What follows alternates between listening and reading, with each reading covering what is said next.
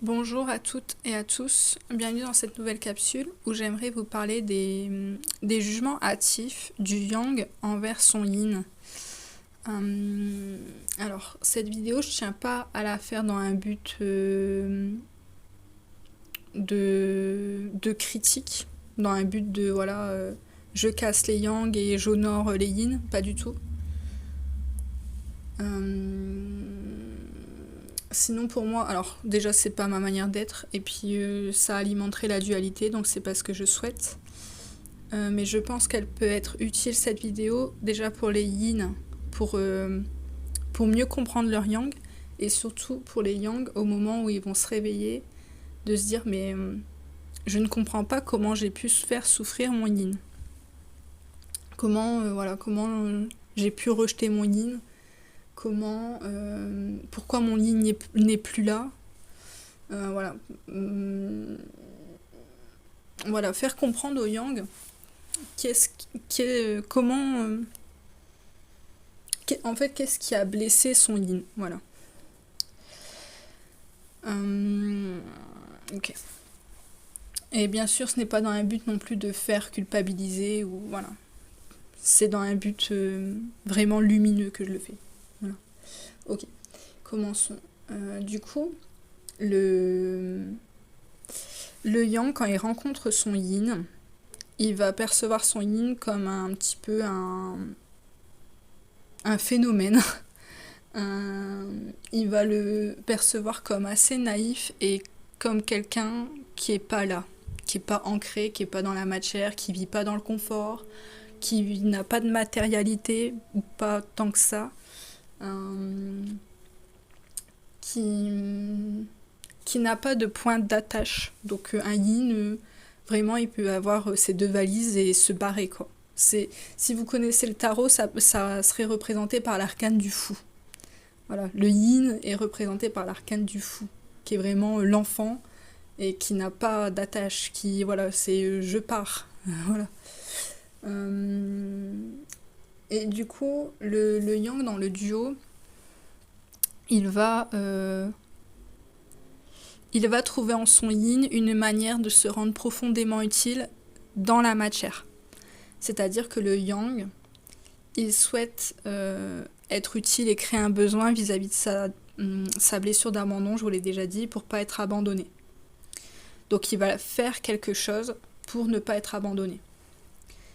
Et il va faire ça aussi envers son yin, c'est-à-dire que le yin étant très peu dans la matière, son yang va apprécier, lui apporter du confort, lui apporter de la matérialité, lui apporter de l'ancrage. Tout ça, le yang va adorer parce qu'il va sentir qu'il peut être utile envers son yin, qui est profondément peu ancré d'ailleurs, surtout quand il le rencontre. Et sauf que le yang, à un moment donné, il va bien se rendre compte qu'il n'arrive pas à créer de besoin chez son yin. C'est-à-dire que le yang peut faire tout ce qu'il a envie de faire, il n'arrivera jamais à créer un besoin chez son yin, jamais de la vie. Tout simplement parce que le yin n'est pas ancré.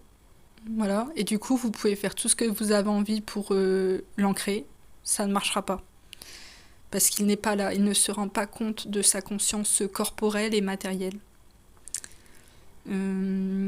C'est-à-dire qu'un yin qui est peu ancré, il peut vivre avec une bouteille d'eau, sans plus rien dans son frigo, qui fait pas sa lessive, il n'y a plus une fringue propre, ne pas sortir de chez lui pendant des jours, voire des semaines.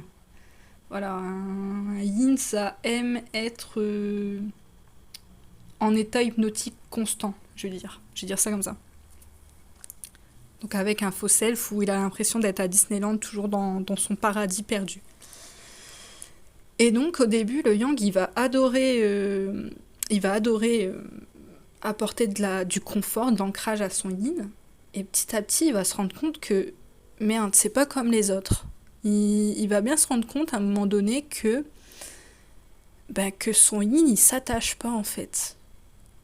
Et ça veut pas dire, parce que ça va être le deuxième jugement hâtif, il va penser que son yin ne l'aime pas, parce que justement, il n'est pas attaché à lui. Le yin n'est pas attaché. Alors ça veut pas dire que quand le yang quand ils vont se séparer, ça va mais le détruire. Il va se sentir au bout de sa vie, le yin. Mais son amour est inconditionnel. Donc ça veut dire c'est je t'aime, quoi que tu dises, quoi que tu fasses, je t'aime et je n'ai pas besoin de preuves. Voilà. Et du coup, il n'y a pas de lien d'attachement. Voilà. D'ailleurs, le yin ne veut pas s'attacher pour des blessures qui lui sont propres. Je vous en ai déjà parlé dans d'autres vidéos. Mais du coup, le yang va commencer à douter de l'amour de son yin et va commencer à avoir peur de manière, je pense, inconsciente de l'abandon. À ce moment-là, le yin va le ressentir et il va se mettre en retrait. C'est-à-dire qu'il ne va pas spécialement le quitter, mais il va se protéger en se mettant en retrait. Donc ne plus vraiment parler, en fait en essayant de s'effacer, tout simplement. Pas quitter la relation, mais il va avoir la sensation de déranger son yang et du coup il va se mettre en retrait. Voilà. Et après, au moment de la séparation, je dirais que tout ce qui vous a plu chez votre yin et tout ce que vous pouvez tirer du yin va se retourner contre vous. Pas parce que le yin veut vous utiliser, parce qu'il ne vous aime pas, mais parce que votre manière de concevoir l'amour et de recevoir de l'amour est faux. C'est-à-dire que les yang vont recevoir de l'amour de toute autre personne par le fait de faire quelque chose et d'être utile, voire utilisé. Donc c'est un amour conditionné. Et ça, le yin, c'est hors de question qu'il rentre là-dedans, en fait. Mais voilà, c'est hors de question. Et du coup, au moment de la séparation, le yin éveillé en premier pourra un peu chasser, on va dire, mais il va vite se rendre compte que ça sert à rien, que parce que le yang va être dans un refus et il va être froid et fermé, telle une porte de prison qui fait que le yin, il va se barrer. Voilà, il va juste avoir l'envie de se planquer dans un trou et mourir, entre guillemets. Et du coup, le yin va partir. Et là, à ce moment-là, son yang va se dire, mais cette personne m'a profondément utilisée. Elle s'est jouée de moi. Elle m'a abandonnée. Et elle ne m'aime pas. Et c'est là que je me dis, waouh, les yang, vous êtes extrêmement intelligents. C'est une des premières choses que j'ai vues chez mon autre. Je me suis dit, waouh, quel homme brillant, quel homme intelligent, waouh. J'ai halluciné, j'hallucine encore tous les jours. Mais c'est dingue que vous pensez que votre yin, c'est une pauvre nana ou un pauvre mec un petit peu bizarre, un petit peu enfantin, un petit peu fragile, un petit peu naïf, mais qui est ultra naïf, mais il aurait eu assez de vices pour penser à vous exploiter, à vous utiliser comme il l'a fait. Et il aurait imité l'amour inconditionnel. Est-ce que vous pensez vraiment que ça, c'est possible ? Ça me tue, votre questionnement, en fait. À la fois, il est profondément naïf, mais il est plus intelligent que moi parce qu'il m'a utilisé. Voilà. Et du coup, j'en reviens au moment de la séparation. À ce moment-là, le yang,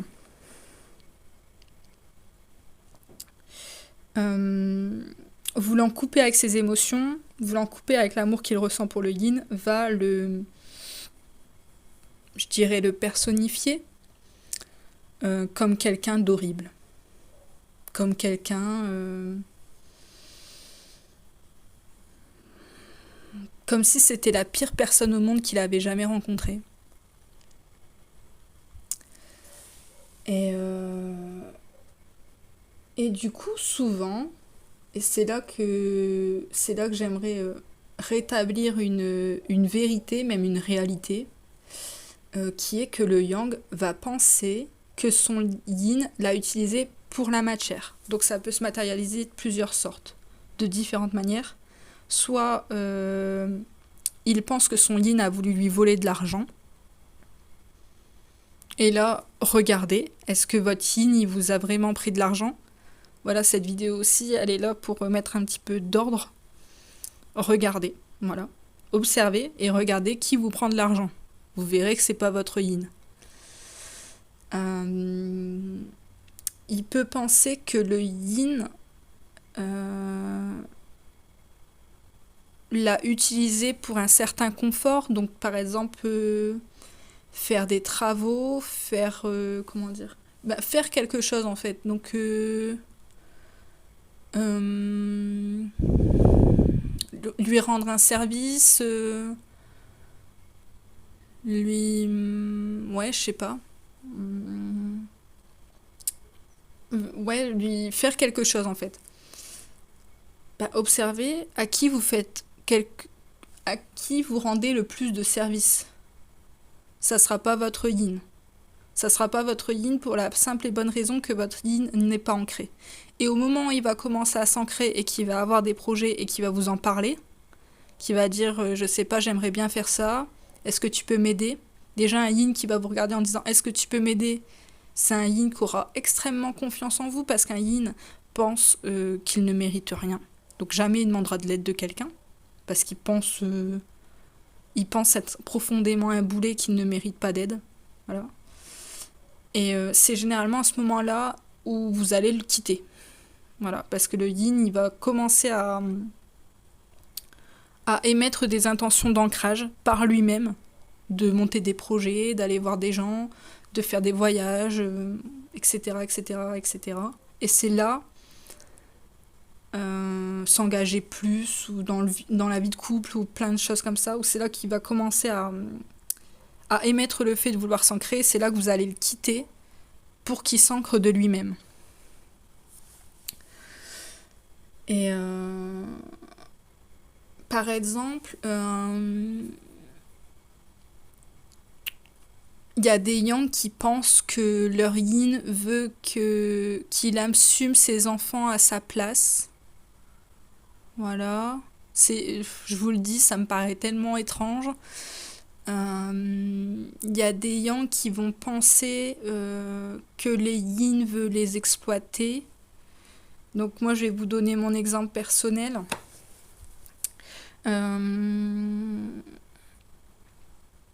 Je voulais avoir des enfants avec mon yang. Notre couple était plutôt bien bâti, déjà. Voilà. Voilà. Et mon autre a pensé que je voulais lui faire des enfants dans son dos. Et rien que vous le dire, ça me choque en fait. Mais déjà, j'ai trop de respect pour mes futurs enfants pour vouloir leur faire un gamin dans le dos. Genre non, c'est leur père, c'est pas autre chose que leur père. Voilà, donc je ne ferai jamais un enfant comme ça au pif, juste pour avoir un enfant. Donc déjà, je sais pas comment vous considérez votre yin pour penser ça. Et à chaque fois qu'il me parle de ça, il me dit tu me vois comme un géniteur. Donc le terme me donne la gerbe, personnellement. Parce que non, un père, c'est quelqu'un qui donne la vie, et donc c'est quelqu'un qui mérite le titre de père. Qu'il abandonne son gamin ou pas, qu'il en fasse ce qu'il veut ou pas, j'ai un profond respect envers les enfants. Voilà, on n'a pas à leur faire subir des vices, des agressions, des abus. Un enfant, c'est pur, on n'a pas à lui imposer des choses d'adulte ou quoi. Mais pour moi, un père, c'est un père. Voilà. La mère donne la vie, le père donne le nom. Et voilà. C'est sacré pour moi. Et quand il me disait tu me vois comme un géniteur, ça m'a choqué à quel point il pouvait penser que j'avais du vice. De... Je... Je me suis dit, mais merde, cet homme ne me connaît pas. Je... Jamais je me permettrais de faire ça avec n'importe quel homme, et encore moins avec lui. Jamais. Jamais. Et, et du coup, bon bref, il a pris peur, voilà. Mais sincèrement, vous pensez vraiment que votre yin, il a ce vice? Le yin, il est pur. Le yin, il a une âme qui est pure. Il comprend même pas la cruauté de ce monde, il la voit même pas, limite. Ouais, c'est comme s'il appartenait pas à ce monde de merde, désolé, entre guillemets, hein, voilà. Mais non, il comprend pas. Il... il comprend pas. Et vous qui êtes des personnes extrêmement intelligentes, donc là je parle des yang, les yin aussi sont intelligents, mais c'est une intelligence beaucoup plus intuitive. Sincèrement, les yang à qui je m'adresse, vous pensez vraiment que votre yin, ouais, pourrait avoir autant de vices? Je vous comprends pas. Je... Non. Non. Et du coup, voilà, les yang vont vraiment penser que les yin les exploitent ou les utilisent en fait. Donc regardez encore une fois qui vous utilise le plus, qui vole votre argent, qui prend votre temps, qui prend votre énergie. Observez, vous verrez.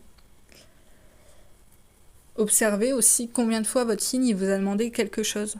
Moi, mon yang, ça le blessait. Par exemple, il me mettait tout le temps une bouteille d'eau à côté de mon lit.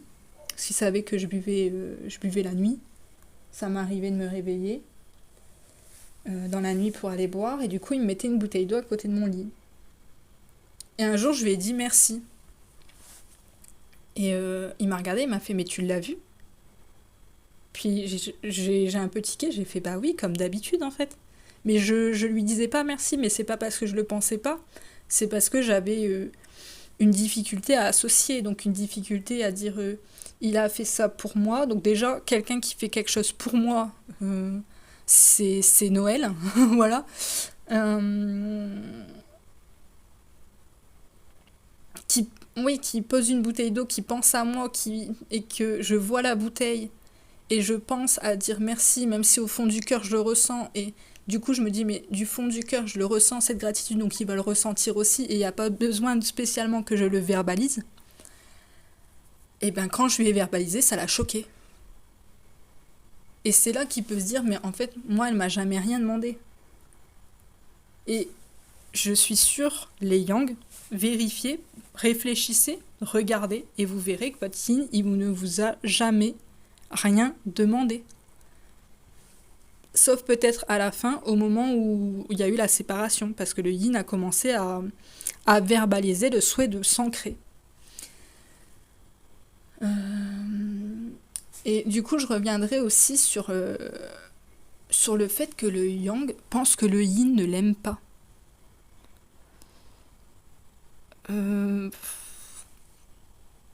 Comment vous expliquer? Le yin, il vous aime de manière inconditionnelle. C'est un amour, je pense, que vous n'avez jamais connu avant. Ni même de vos parents. Vous avez toujours, dans votre tête, vous pensez que pour avoir de l'amour, il faut faire quelque chose.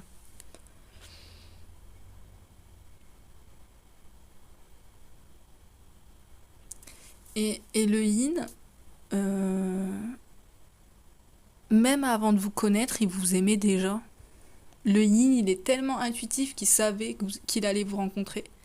Et quand il vous a rencontré, il vous a balancé tout cet amour qui vous a fait extrêmement peur, où vous avez voulu mettre un veto, un contrôle, un pas trop vite, généralement. Et c'est le yin qui a dû forcer, justement, avec tout l'amour qu'il vous a balancé, en n'oubliant pas que sa plus grande peur est de voler et qu'on lui vole sa lumière, donc il vous a donné énormément d'amour, le yin. Il vous a donné que ça, en fait. C'est peut-être ça que vous lui reprochez, d'ailleurs. Mais, mais le yin, il est amour pur. Il n'a pas besoin d'apprendre ce que c'est que l'amour inconditionnel. Il est né avec, c'est inné chez lui. Je sais pas comment vous l'expliquer, mais, mais il l'aime, point. Même les plus gros connards, les pires personnes, il va les aimer. Il va être d'une tolérance extrême, d'une compassion extrême, ce qui va lui jouer des tours la plupart du temps. Mais, mais je sais pas, le yin, regardez votre yin. Le yin, généralement, il va s'effacer pour pas faire d'histoire, pour pas blesser. Il va aider tout le monde. Aider quelqu'un à traverser la rue, à porter son sac. Il va voir quelqu'un dans la rue galérer, il va aller voir, il va demander si ça va ou pas. Il va faire un sourire. Un sourire, ça peut sauver la vie de quelqu'un. Il peut avoir une écoute compatissante. Beaucoup écouter, beaucoup prendre, éponge émotionnelle. Hein. Le yin, il va prendre toutes les émotions de tout le monde. C'est pour ça d'ailleurs qu'il a besoin d'être seul pour évacuer. Mais ouais, j'espère que cette vidéo, elle pourra vous aider à un peu voir plus clairement la vérité, la réalité.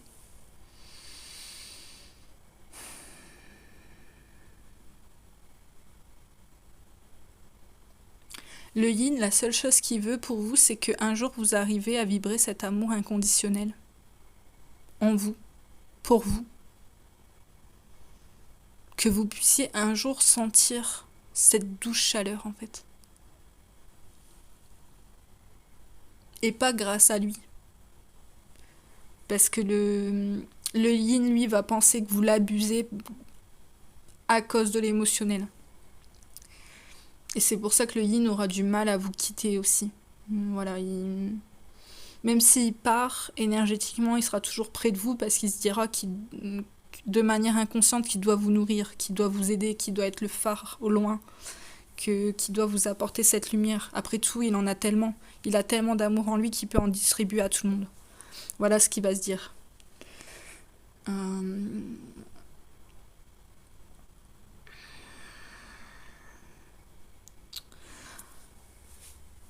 Voilà, j'espère que ça pourra vous aider.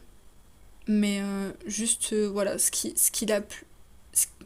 qui a plus profondément blessé le yin, votre yin, c'est le mauvais jugement que vous avez émis sur lui.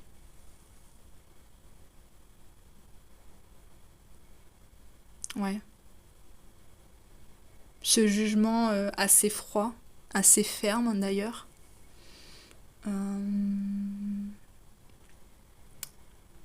Comme si vous l'avez personnifié de tous vos maux. Comme si le yin était un ange qui ne pouvait pas se défendre et que vous avez profondément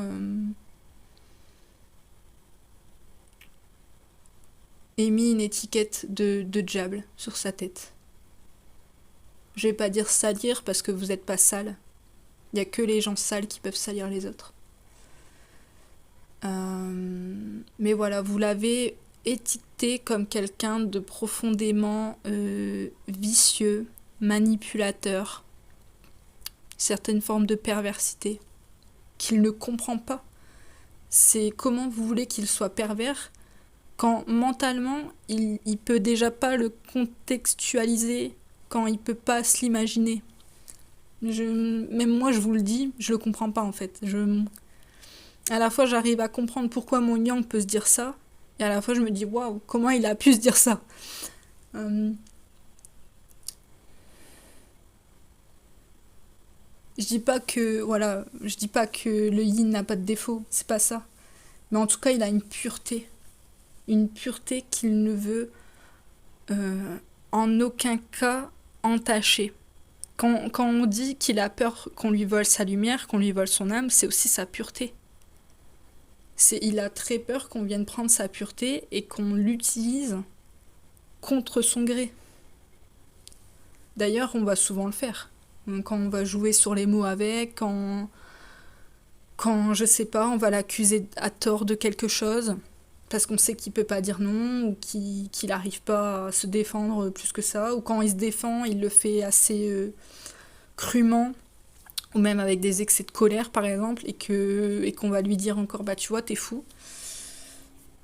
Voilà. Voilà. C'est tout pour moi, je vous remercie pour votre écoute. Prenez soin de vous, puis à bientôt dans une prochaine vidéo.